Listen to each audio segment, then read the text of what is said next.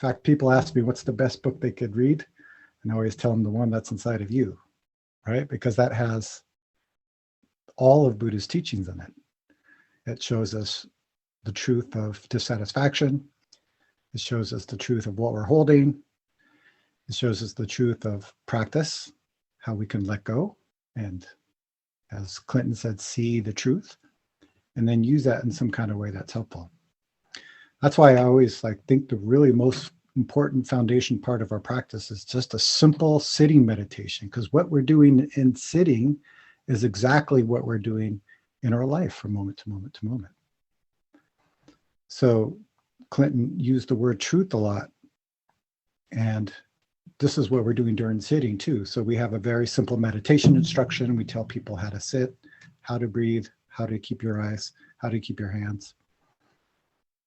And we give some kind of instruction, maybe a mantra or some kind of phrase to just help us perceive what's happening. And that's a really good time to see this mind that he was talking about. Now, Clinton said like and dislike mind, but all of it, all of our judgments, all of our likes and dislikes, all of our strong opinions, even if it's a strong idea about Zen. So you notice that we use a lot of questioning in Zen, and it's not to give people mental torture, and it's not a test, and it's not a word game. It's a tool that we can use to question everything we believe. I always hear this teaching that I really quite like, actually. It's the teaching of everything comes from mind alone. You'll hear this a lot. It comes from the Avantamsaka Sutra.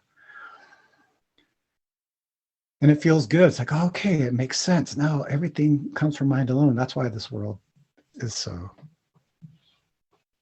has so much suffering. But we take it always a step further.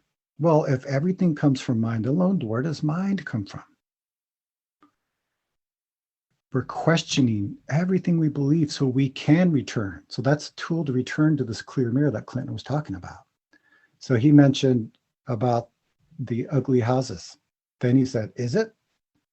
That's a type of question we use. Is it? Who makes it ugly? And who also makes it beautiful?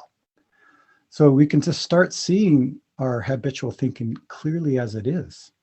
And if we use the questioning, we can return to that mind that just perceives. So the meditation, the simple instruction we get is so important. We say when thinking appears, it's just truth. But usually we want to get rid of it, right?